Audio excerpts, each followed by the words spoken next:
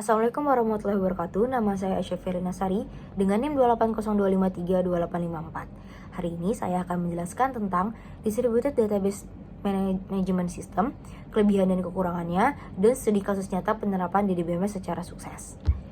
Jadi, Distributed Database Management System adalah sebuah sistem basis data di mana data disimpan di beberapa lokasi fisik berbeda, namun tetap dipandang sebagai satu kesatuan basis data secara logis.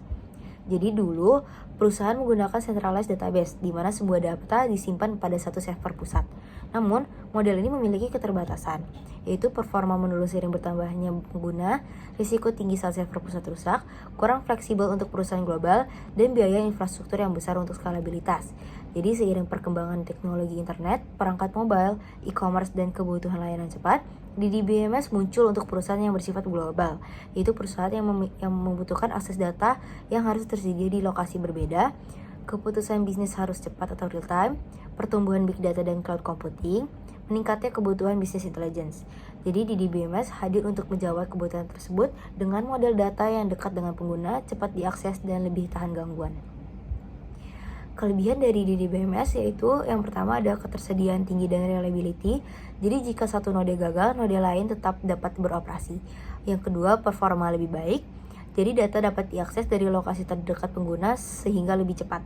Yang ketiga ada scalability dan flexibility, di mana mudah menambah server baru tanpa mengganggu operasional. Dan yang terakhir ada mendukung struktur organisasi modern. Jadi sangat cocok untuk perusahaan yang memiliki cabang di berbagai negara.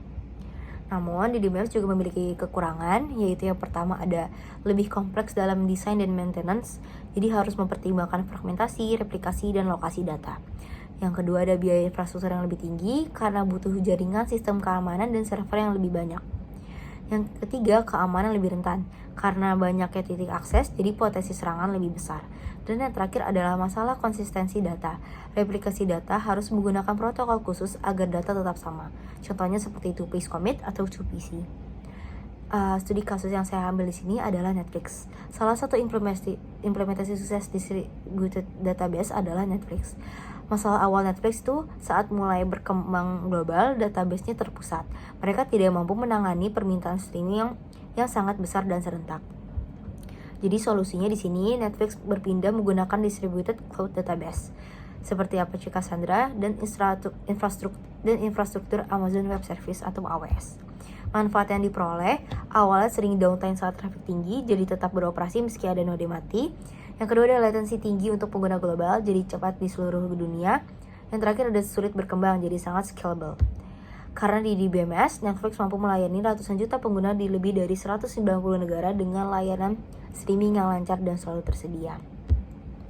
Kesimpulannya, DBMS adalah sistem basis data yang tersebar di banyak lokasi, namun terlihat sebagai satu sistem. Sistem ini berkembang karena kebutuhan bisnis global, akses data cepat, dan cloud computing. Meskipun memiliki tantangan dalam biaya, kompleksitas, dan keamanan, penerapannya dapat membawa manfaat yang sangat besar, seperti yang terjadi pada Netflix. Sekian penjelasan dari saya. Wassalamualaikum warahmatullahi wabarakatuh.